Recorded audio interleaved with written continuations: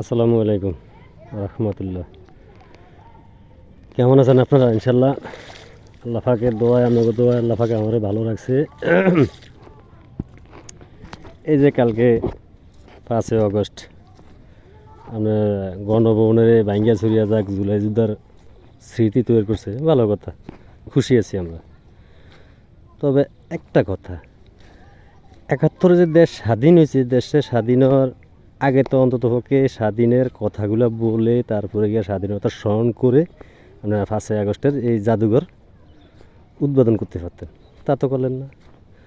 এবং এই যে এনসিপি গঠন করছে, ভালো কথা করছে, এতেরা কি কারণে আপনার এই যে রাজনীতিক মাঠে এত উচ্ছৃঙ্খল হলে কি জীবনে কি সংগঠন টিকে? আর এত উচ্ছৃঙ্খল হলে কি জনগণ তো সাধারণ জনগণ তো এমনি খেপে রয়েছে নগরতে, কিন্তু আপনারা যে উচ্ছৃঙ্খল ভাষায় কথাবার্তি বলেন, এ তো রাজনীতিক নেতাকে কথা এগুলি না, বুঝছেন?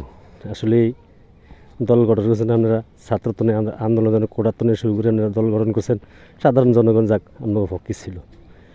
এখন যখন মনে করেন সরকার পতনের পরে, হাসিনার দোষ মানলাম, হাসিনার পতনের পরে আপনারা এমন সুযোগই পাইছেন, বিএনপিরে মানেন না, আওয়ামী লীগ তো মানেন না, বিএনপি মানেন না, বিভিন্ন দল মানেন আপনি কি?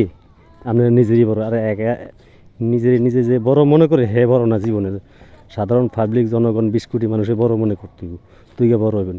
আর আপনাকে এইসব ভাষা ব্যবহারে রাজনীতি মাঠে আপনারা টিকতে পারবেন না। কিন্তু সাধারণ জনগণ যে আমরা, যে সাধারণ জনগণ আমরাই আপনার করে চাই না, কিন্তু দেশটা ধ্বংস হয়ে যাক। ধ্বংস তো যা করছেন, কিন্তু বাকিটা আরও ধ্বংস করতেন চান, এরকম উশৃঙ্খলের জীবনে রাজনীতি হয় না, কথা বুঝছেন? এই উশৃঙ্খলের জীবনে রাজনীতি হয় না, আপনার রাজনীতি করতে পারবেন না বলে কি লিগা? এই যে এই গণ্ডগোল করিয়া জীবনে কেউ টিকে নেয় কিনা?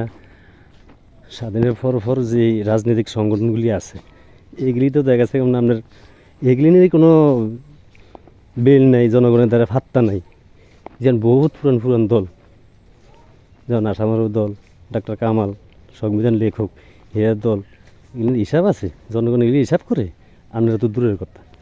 শোনেন, রাজনীতি করতে বলে মানুষের অন্তর ভালোবাসা, মুখের ভালোবাসা দিয়া, অন্তর দিয়া ভালোবাসা দিয়া জনগণের তো ভোট নিতে হইব, জনগণের সমর্থন নিতে হইব, তারপরে রাজনীতিতে টিকতে পারবেন, নাহলে টিকতে পারবেন না, কথা বুঝছেন?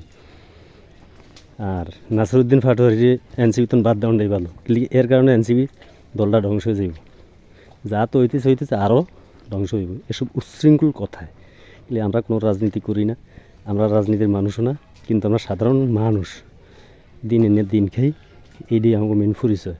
তবে আমাদের বাংলাদেশ পরিচয় থাকতে হবে এবং স্বাধীনতা থাকতে হবে, কথা বুঝছেন? আমাদের বাংলাদেশ 71 স্বাধীন, এইটা আপনারা স্বীকার করতেই হবে। আপনারা স্বীকার না করলে কিন্তু আপনারা এই বাংলাদেশে কোনো জায়গা পাবেন না, সাধারণ মানুষের কাছে, এই 20 কোটি মানুষের কাছে। একটা কথা মনে রাখেন। আল্লাহ হাফেজ, আসসালামু আলাইকুম।